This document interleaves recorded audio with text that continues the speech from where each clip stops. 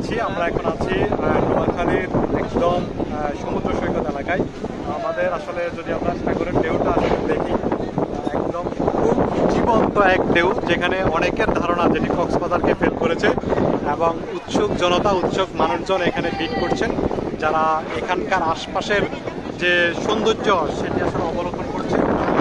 আমরা মনে করছি যাদের মনে অনেক দুঃখ আছে, কষ্ট আছে, তারা এই বিকেলটুকু অন্তত এখানে আসলে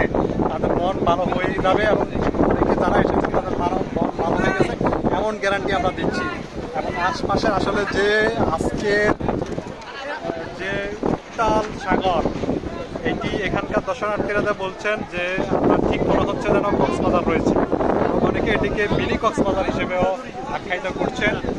ঠিক বর্ষার যে যৌবন, সেই যৌবন চলছে এবং চারপাশে আপনারা যদি সাগরে লক্ষ্য করেন, জায়গায় স্টিমার দেখা যাচ্ছে, নৌকা দেখা যাচ্ছে, কিছু জেলে যারা আসলে জীবনের ঝুঁকি নিয়ে তারা মৎস্য চাষ